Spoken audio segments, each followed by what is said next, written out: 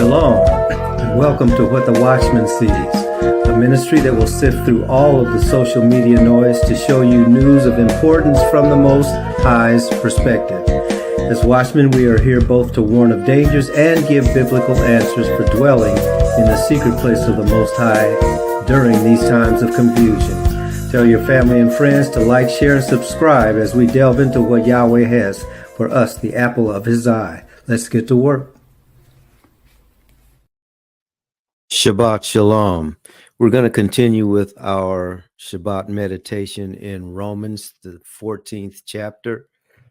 And we're going to be looking at, we actually covered Romans, the 14th chapter, the first 9 or so verses.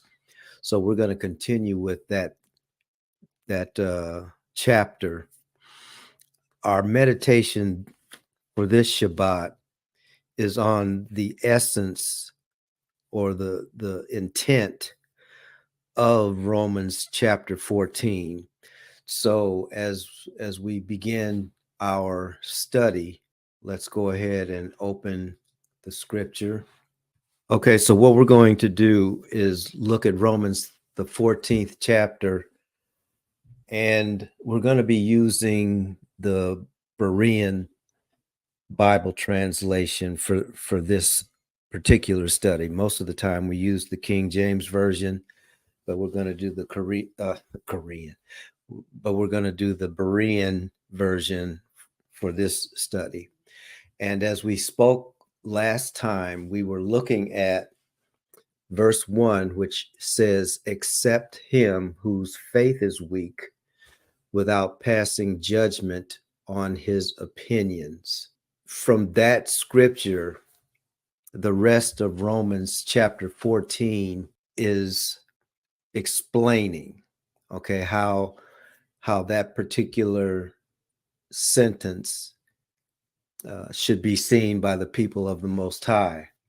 But it really has to do with a very specific incident or a very specific challenge that the congregation was looking at. In Romans, you had the bloodline children of Yasharel, and then you also had those who had heard the message of salvation from the Gentile community, and those two communities had been brought together by the gospel. And so the Apostle Paul is preaching to a congregation that included both the bloodline children of Yasharel and the Gentile children who had become a part of the same olive tree. We've been on this theme for several weeks now, and we're going to continue in that. During this portion of the Apostle Paul's letter, he's dealing with a specific incident, a specific challenge based on this cultural clash, if you will, between the bloodline children and those who had been grafted in. And it had to do with the perception of what to do with people who were eating meat that might have been sacrificed to idols, because the whole purpose of Yasharel was to leave idol worship and worship the Most High only. So when it says in verse 2, "For one person has faith to eat all things, while another who was weak eats only vegetables," that's the context. So this is really talking about what people are eating as the incident. But if you remember from our last conversation, what they were really looking at was what to do with this mindset of idol worship. And so the meat that they were eating was meat that might have been sacrificed to idols. That was what brought all of this up. So we talked about all of that. What we want to hone in on for this lesson, so we'll pick it up at verse 10, which then says, "Why then do you judge your brother?" In other words, as they're having these arguments are causing a contention between these two trains of thought. And so and they've gotten into judging, okay, one another. So verse 10 says, why then do you judge your brother? Or why do you belittle your brother? For we will all stand before Yahuwah's judgment seat. Verse 11, it is written, as surely as I live, says the Most High, every knee will bow before me. Every tongue will confess to Yahuwah. So then each of us will give an account of himself to Yahuwah. And so that message that the Apostle Paul is giving to the church at Rome, we want to take a few minutes to flesh that out, because he's actually referring to something that Yeshua taught the disciples back in Matthew chapter 7, verses 1 through 6, as well as Luke chapter 6, verse 37 through 42. So if we look at Matthew chapter 7, okay, it starts out by saying, do not judge, or you will be judged. For with the same judgment you pronounce, you will be judged. And with the same measure you use, it will be measured to you. Yeshua was telling this to people who were exclusively the bloodline children of Yasharel. And he was telling them within the covenant that they were all a part of, because don't forget, Yeshua's mission was to the people under covenant with the Most High, which is what we would call under the law and the prophets. All right. So when he spoke to them, he spoke out of what they had already been instructed from their youth up. And so what he's telling them within that context is, you should not judge your brothers, because the same judgment that you pronounce on your brothers and the same measurement by which that judgment is used, that's going to be measured against you as well. So you need to be careful how you judge other people. And that's why he says in verse 3, why do you look at the speck in your brother's eye, but fail to notice the beam in your own eye? How can you say to your brother, let me take the speck out of your eye, while there is still a beam in your own eye? Verse 5, you hypocrite. First, take the beam out of your own eye, and then you will see clearly to remove the speck from your brother's eye. So that is the foundation for what the Apostle Paul was teaching in Romans chapter 14, when he says, "Except him whose faith is weak." Okay, it's the same idea. So what he's telling the Romans is the exact same thing that Yeshua told his disciples when he was preaching and teaching them. Okay, so it's that context then that brings us down to the whole purpose of verse 12 in Romans 14, when it says, so then each of us will give an account of himself to God. See, that's what the scripture, when the scripture says, don't judge other people, because the same measure that you use is going to be measured against you. Well, when does that happen? It happens when we all stand before the Most High to give an account for not what somebody else has done, but for what we have done. All right. And so what the brothers and sisters were dealing with in Rome, they were not doing this. And that's why they had to be encouraged to think differently about even the laws, the statutes, the commandments that the children of the covenant were still influenced by. Okay. So then he goes on to say, let me read verse 12 again in Romans chapter 14. So then each of us will give an account of himself to the Most High. This is probably a good time to mention too, That's not just on Judgment Day. Okay.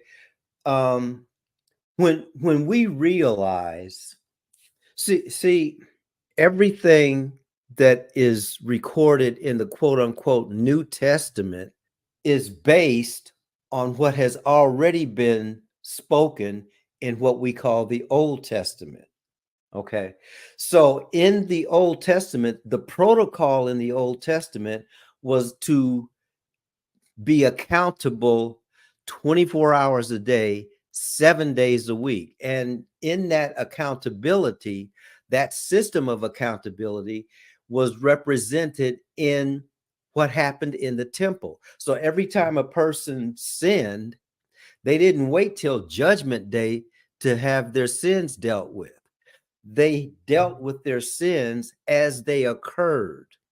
And so then what the Most High did was to put um, appointed days and times into their annual calendar to remind them as a nation the same thing is applicable.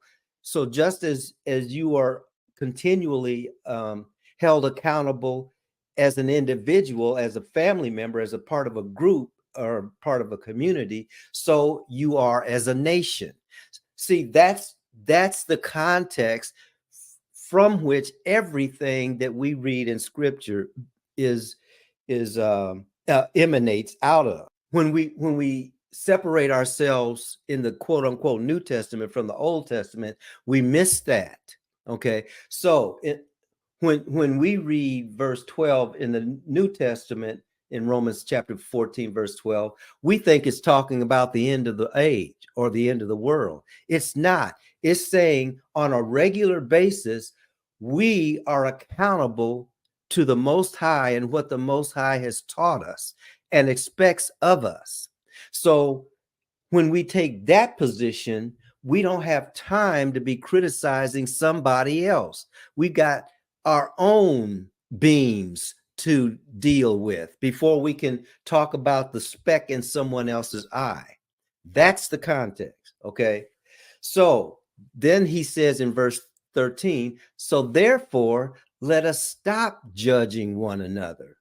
Instead, make up your mind not to put any stumbling block or obstacle in your brother's way. So then he, from verses starting at verse 14, he talks about the specifics of the unclean animals and the clean animals, but it's all as it's related to the worshiping of idols. Okay, what the grown up, whether they be in Yasharel or whether they be the Gentiles, what the grown up understands is this has less to do with the meat or food that I put in my stomach.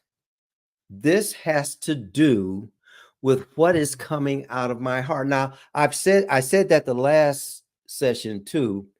So if you remember, part of Jesus's teaching was it's not what goes into the person that is the problem from the outside.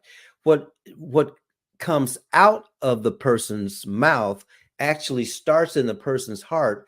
That's the most important thing. Okay, so how does that relate then to us following as children of the covenant what the Most High has said to do? When we see ourselves as children of the covenant, what comes out of us is, Father, help me to live the way you want me to live. Because if you remember, the Most High gave many laws and statutes and protocols to give to the nation as to how the nation should live. Okay, so the whole purpose of the laws, even within the context that we in the New Testament look back on it and see, the whole purpose of the law was not just to bring condemnation.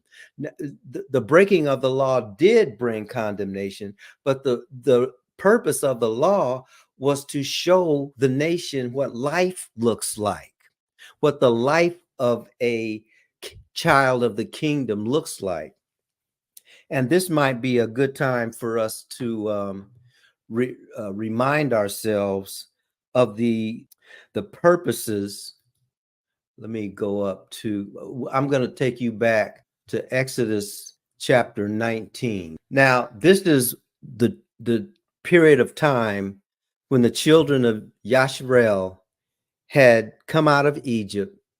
They had gone into the wilderness. They were in the wilderness of Sinai. They were at that mountain and they were camped out there. And then verse 3 says, then Moses went up to the Most High, and Yahuwah called to him from the mountain. And this is what Yahuwah said. This is what you are to tell the house of Jacob and explain to the sons of Israel. You have seen for yourselves what I did to Egypt and how I carried you on eagle's wings and brought you to myself. Now, if you will indeed obey my voice and keep my covenant, you will be my treasured possession out of all the nations, for the whole earth is mine. And then he says in verse 6 to them, and unto me you shall be a kingdom of priests and a holy nation. Now, this is what we want to focus on, all right? Because obedience brings a soul into a position to be used in the kingdom, okay? So it's obedience to his voice, and his voice is recorded in his covenant.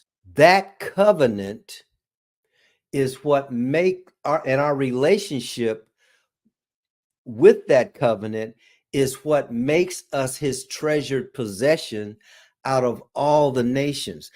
Yasharel, please do not miss this. It wasn't your bloodline that made you a unique people. It was the Most High's covenant that made you a unique people. That's what makes you and me his treasured out of all the nations. And that covenant was broken by us, not by him, by us. Now, I'm not going to go into that history, but I want you to understand that when it comes to being a covenant people, we can't make that declaration. He makes that declaration and we surrender ourselves to it. Okay. So who is the we? Those who are obeying his voice. Because if you remember, verse 3 of Exodus chapter 19 says, this is what you are to tell the house of Jacob. But he doesn't stop there. He says, and explain to the sons of Israel. There's two names there. Okay. The house of Jacob, which was the house that the covenant was communicated to, but it's explained to the sons of Yasharel because Yasharel is Jacob's name as it was changed to his relationship with the Most High. Jacob didn't change his name. Jacob didn't rename himself. The Most High named him after his function, not after his bloodline. His bloodline was important because what he was told is, I am the God of your fathers, Abraham and Isaac. So in that sense, yes, it's the same God and it's the same promise and the same covenant that was given to Abraham and Isaac, and now it's been given to Jacob. Okay, but Jacob didn't receive the fullness of that covenant until after he had wrestled with that angel. And when he did that, his name was changed. And that's where we get the sons of Yasharel. The sons of Yasharel is a name given from heaven. It's the sons of Yasharel that are to carry this out. Okay. And they are the bloodline children of Abraham, Isaac, and Jacob. But when they were in that wilderness, there were other people that were not a part of the house of Jacob. And some people say, well, they were the mixed multitude and they were our slaves, our water carriers. No, beloved, that's not how the Most High works. Okay, the Most High works where everybody has a function and a place in and among his people and in his kingdom. So to be in his kingdom, it requires our obedience. And so that's what he says in verse 5. Now, if you will indeed obey my voice and keep my covenant, you will be my treasured possession. Who is the you? It's all those who are under covenant, known as Yasharel. Okay, they were living in and among other people groups. Okay, or they were walking through and on their way to their land, they were coming through other kingdoms and came out of other kingdoms. Okay. So they understood the concept of a kingdom, a rulership, a reign, a realm. Okay. So verse 6 is very important because he says, and unto me you shall be a kingdom of priests and a holy nation.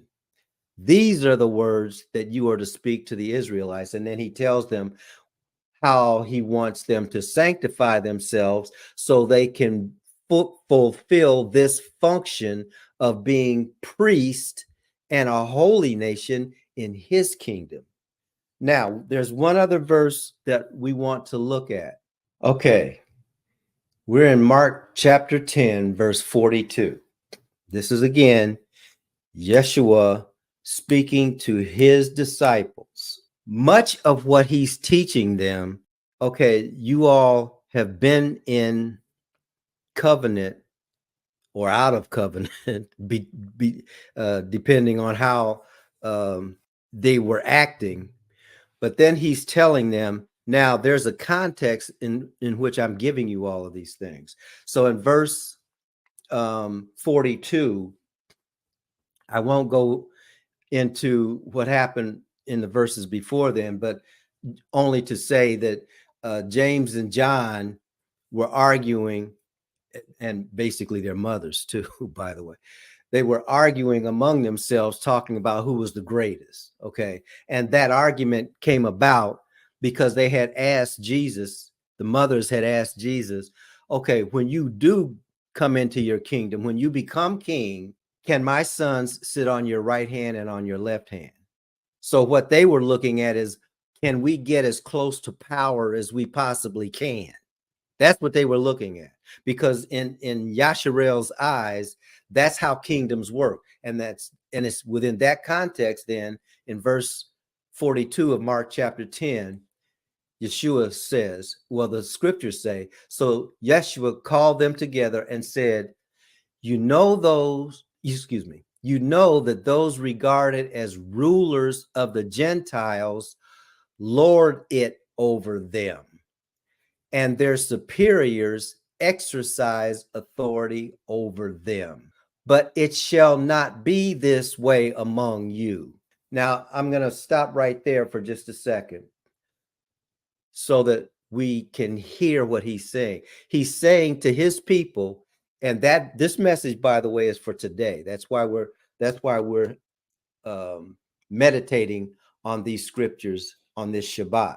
Yasharel, the people of the Most High, you know that those who are the presidents, the dictators, the secret societies who are running this world, lord it over this world.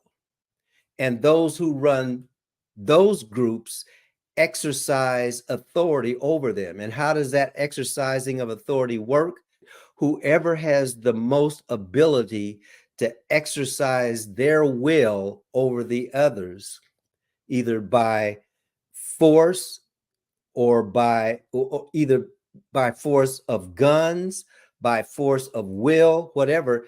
Whoever's the strongest gets to rule over everybody else. That's where this whole concept of there can only be one, that's where that comes from. And what Yeshua is telling his people, that's how the world operates.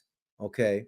So if I want to control you, the way that I do that is by force or sometimes by trickery. But my primary focus is I should rule you, which means that you have to do what I say.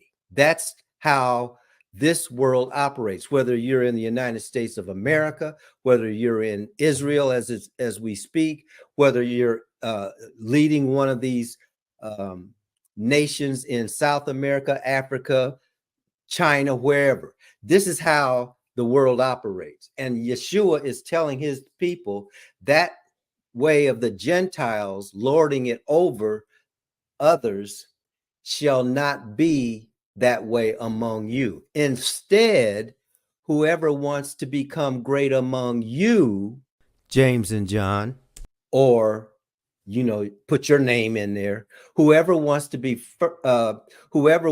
become great among you must be your servant.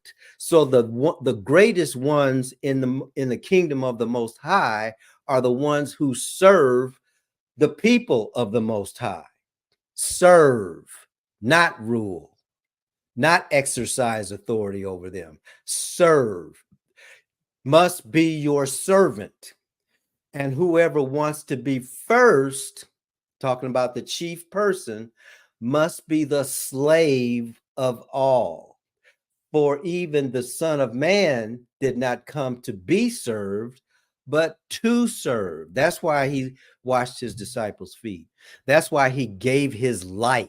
And that's what it says here. And to give his life as a ransom for many.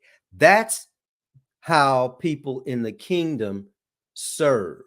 Okay, so why is this lesson important for us on this Shabbat as we consider going back to Romans, what Romans 14 is saying? Romans 14 is actually saying one of the ways that you serve is not by making other people obey rules and regulations that you didn't even come up with, or even worse, that you did come up with. That's not how the people of the book serve. And the reason it's important for us as the people of the book to get that is because we are already being held accountable for the things that we think, the things that we say, and the things that we do. Okay. So I don't have the agency to try to make somebody else into my image. Now, let me be even more direct. How many times do you hear other people in the quote unquote church,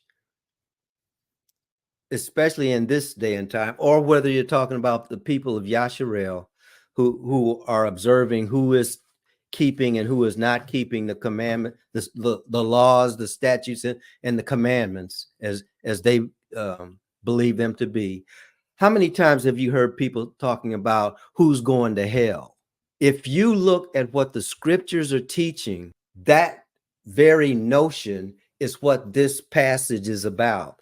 The passage is saying, look, you're the one that's going to be standing before the Most High, and he's not going to ask you what so-and-so did. He's going to ask you, what have you done with my word?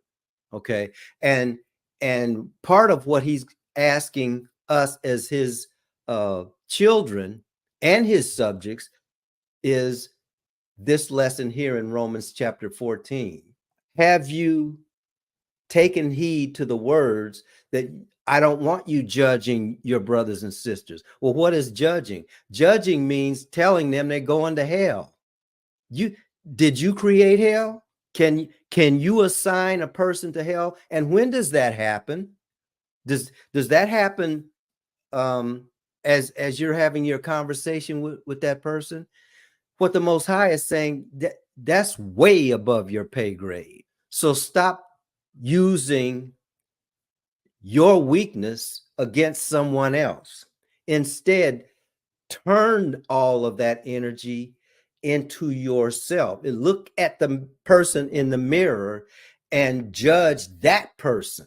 Because when you do, what you will find is you'll be praying for the person rather than being glad that they're going to hell, if that's where the Most High has determined that they're going. And so that's what we want to end the meditation with. That's why Romans chapter 14 is so important. So this perfect law of liberty, what that really is we are free to walk away from that childish mentality of trying to make someone else in our own image.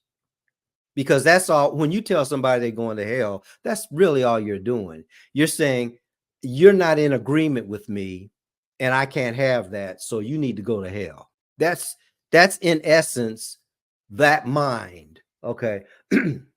which is why the Most High has to remind us in verse 11, as surely as I live, says Yahuwah, every knee will bow before me. Every tongue will confess to Yahuwah. So then each of us will give an account of himself to Yahuwah. Therefore, let us stop judging one another. Instead, make up your mind not to put any stumbling block or obstacle in your brother's way. That's Romans chapter 14, verse 13. That's a good place for us to stop on this Shabbat. May the Father bless you and keep you. May the Father make his face to shine upon you and be gracious to you. May the Father lift up his countenance upon you and your family and give you his shalom.